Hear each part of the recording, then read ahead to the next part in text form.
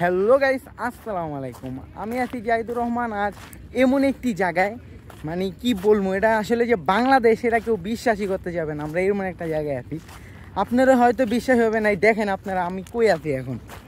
নিচে দেখেন কিরকম পাথর, এই পাহাড়টি সম্ভবত ইন্ডিয়ার পাহাড়।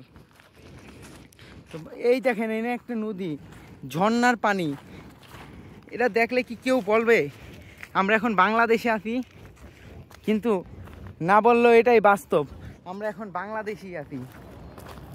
পুরা বাংলাদেশ, কিন্তু কেউ ভাবতেও পারবে না এটা যে আমরা বাংলাদেশে আছি। মানে আসলে এটা কি যে বলবো, যদি কেউ না আসে কেউ ভাববে না যে বাংলাদেশেও এত সুন্দর একটা জায়গা আছে। তাও আবার এই জায়গাটা হলো সিলেটে। আপনি দেখতে পাচ্ছেন কি সুন্দর সুন্দর পাথর দিয়ে ভরা এই জায়গাটা, পুরা পাথরে পাথরে পুরা জায়গাটা ভরা। এটা যে বাংলাদেশ, রায়হান ভাইও বিশ্বাস করতে পারে নাই। এই যে আমাদের রায়হান ভাই হাইটা যাইতেছে, রায়হান ভাই তো ভাবতেছিল ভাই মানে অন্য দেশে আইসা পড়ছে, কিন্তু আসলে না, এটাই বাংলাদেশ। এই যে এখানে ইন্ডিয়ার বিশাল বড় পাহাড়, বাংলাদেশে যে এত সুন্দর জায়গা আছে এটা আসলেই কেউ জানতো না। তবে এই দেখেন এখানে বসার জায়গা, মানে পুরা একদম, মানে এটা যে বাংলাদেশ কেউ বিশ্বাসই করতে পারবে না, এমন একটা অবস্থা এই জায়গায়।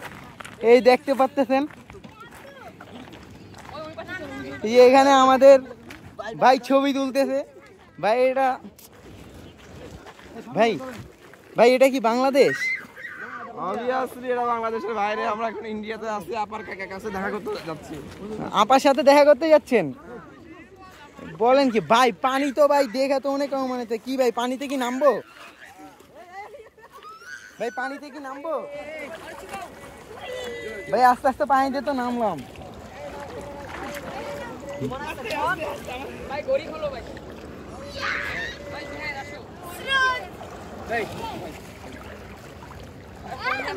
ভাই এটা কি বাংলাদেশ? কিছু কি বলবেন?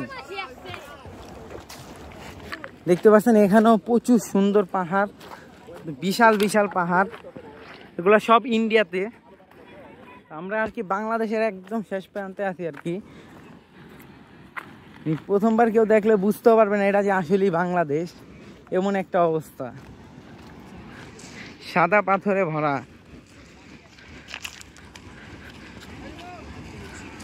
এখন আমরা গোসল করবো, নিচে নেমে আসতো, সবাই রেডি হইতেছে নিচে নামার জন্য, গোসল করার জন্য। এই যে এখানে রুদ্র ভাই দেখতেছেন, ভাই এখন গোসল করতে নামবে।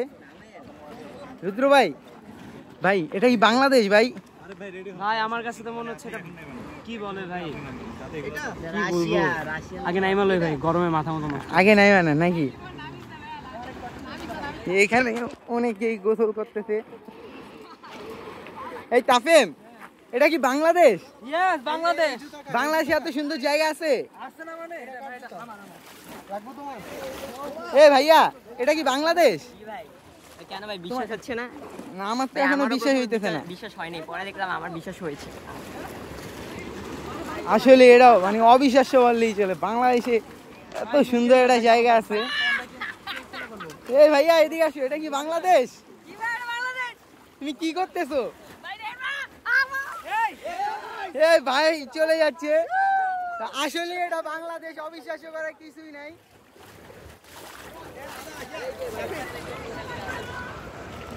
তো এখন আমিও নামবো গোসল করতে, তো সবাই নামতেছে, সেই মজা করতেছে।